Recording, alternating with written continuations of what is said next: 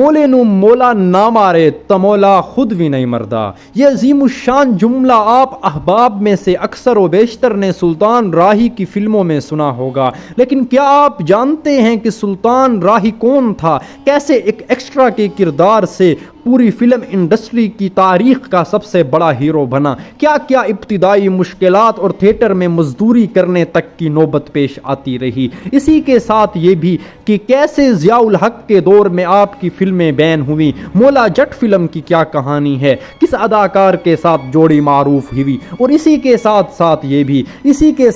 محترم ناظرین، مولا جٹ فلم کا ایک تاریخی واقعہ جو آپ کو سلطان راہی کی زندگی بتانے کے لیے کافی ہوگا۔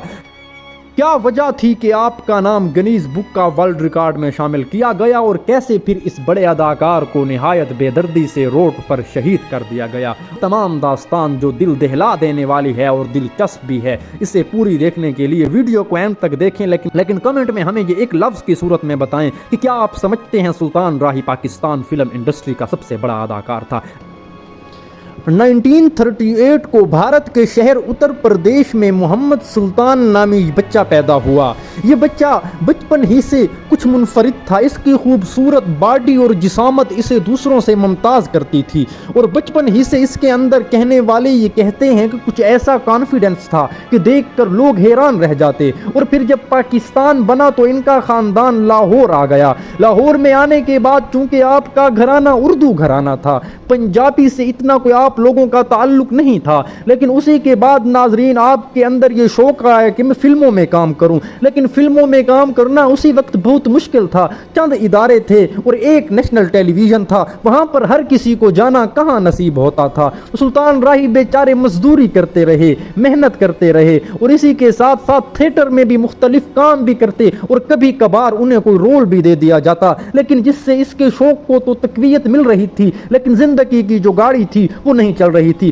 کہ اسی دوران ایک فلم کے لیے ایک ایکسٹرا کردار کی ضرورت ہوئی، اور وہ کچھ اس طرح کہ جو ان کا اصل کردار تھا وہ کہیں غائب ہو گیا، اسی کے لیے ممکن نہیں ہوا کہ اس فلم میں کام کرے۔ تو ان کی نظر سلطان راہی پر پڑی، کیونکہ انہوں نے سلطان راہی کو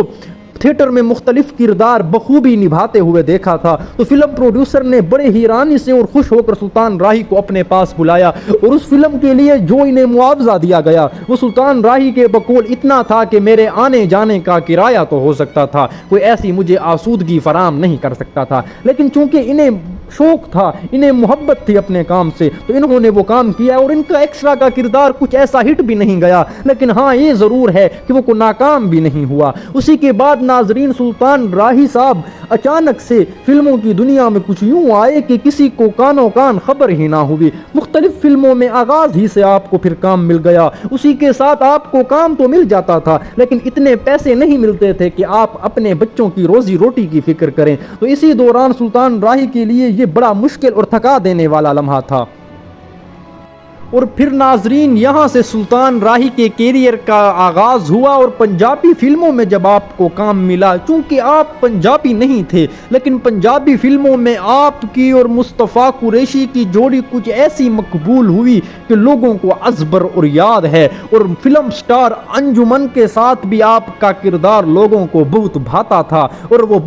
تو ہم کہہ سکتے ہیں کہ سلطان راہی نے اپنی ذاتی زندگی کو میڈیا اور شوبز سے دور ہی رکھا۔ اسی کے بعد ناظرین سلطان راہی کی زندگی کا اہم موڑ تب آیا جب احمد ندیم قاسمی کے افسانے کے اوپر فلم وحشی جٹ بنائی گئی۔ وحشی جٹ میں سلطان راہی نے ایک گنداسا کا کلچر فلمی دنیا میں پروان چلایا، اور اسی کے بعد وہ ایک بڑا گنداسا لے کر جب آپ میدان میں آتے، آپ مظلوموں کی آواز ہوتے، آپ ہر صاحب درد کی دل کے ترجمان بن جاتے، اور یہ وہ کردار تھا جس نے سلطان راہی کو کچھ یوں عروج بخشا کہ اس کی فلموں کیریئر کی نئی راہیں متعین ہو گئیں۔ اور ناظرین اگر میں تھوڑی سی بات کروں کہ سلطان راہی صاحب فلم گنداسا کے کیریئر کو آگے بڑھانے والے پہلے اور ابھی تک کے آخری اداکار ہیں۔ اسی کے بعد ناظرین اگر بات کی جائے سلطان راہی کو جو سب سے زیادہ شہرت ملی، جو سب سے زیادہ ان کے کردار ہٹ ہوئے، وہ فلم مولا جٹ، جو آج کل لیجنڈ آف مولا جٹ کے نام سے معروف ہے۔ مولا جٹ میں سلطان راہی مولا جٹ کا کردار ادا کرتے ہیں، اور اسی میں ایک بڑا دلچسپ واقعہ بھی ہے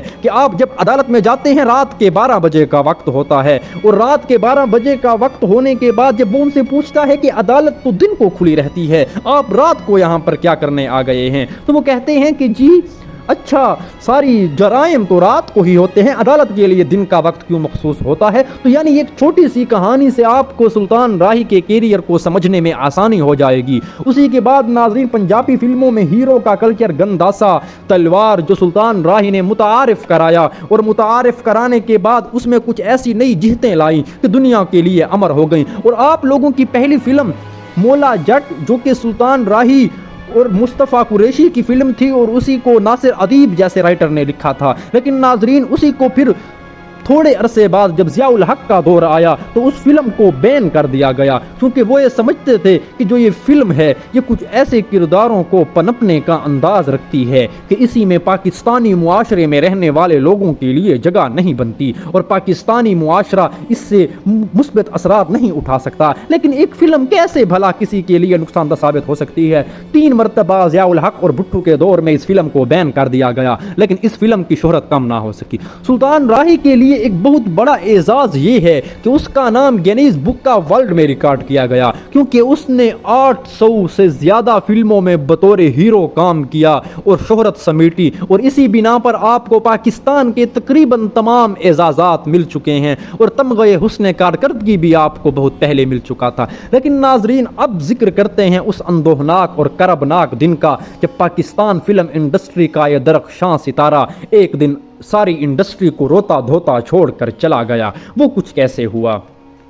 وہ اس طرح کہ سلطان راہی ایک دن راولپنڈی کے قریب اپنی ذاتی گاڑی میں جا رہے تھے، آپ لوگوں کا دوست بھی آپ کے ساتھ تھا، اور میں یہاں پر بات کرتا چلوں کہ سلطان راہی اپنی زندگی میں سینکڑوں گھرانوں کا خرچہ اٹھائے ہوئے ہوتے تھے، لاچاروں، مزدوروں، غریبوں کے درمیان آپ کا کچھ یوں نام تھا کہ آپ لوگوں کی دعائیں اسی کو مزید آگے بڑھا دیتی تھیں، اور سلطان راہی اپنی فلم انڈسٹری کے شوق کو اسی وجہ سے ہی کرتے تھے، اور آپ نے کہا تھا میں اگر یہ کام نہ کروں تو پھر میں غریبوں کی مدد نہیں کر سکتا، میں یہی کام کر کے غریبوں کی مدد کرتا ہوں۔ اور وہ اپنے ہی کسی ایسے فارم ہاؤس کو دیکھنے کے لیے، کسی ایسے ادارے کو دیکھنے کے لیے راولپنڈی کے قریب جا رہے تھے کہ ڈاکوؤں کی فائرنگ سے سلطان راہی جو کہ کئی گولیوں سے نہ مرتا تھا، فلم میں اس پر سینکڑوں گولیاں چل جاتی تھیں، 2-3 گولیوں کا شکار ہو گیا اور اس دار فانی کو ہمیشہ کے لیے الوداع کہہ گیا۔ تو سلطان راہی بیچارہ اسی طرح ہی ایک بڑا سٹار تھا، لیکن میں آپ کو اگر بتاؤں کہ فلمی دنیا کا یہ درخشاں ستارہ فوت ہونے کے وقت بھی کیا اعزاز رکھتا تھا۔ 54 فلمیں اس وقت اس کی زیر تکمیل تھیں اور ان میں کام جاری تھا، اور یہ سارے پیسے سلطان راہی نے ان غریب بچوں کے لیے جمع کرنے تھے کہ ان کا انتقال ہو گیا۔ اللہ تعالیٰ پاکستان فلم انڈسٹری کے اس بڑے نام کو ہمیشہ جنت میں اعلیٰ مقام عطا فرمائے، اور ہماری درخواست ہے کہ ہماری چینل کو سبسکرائب کرتے ہوئے ویڈیو کو لائک کریں۔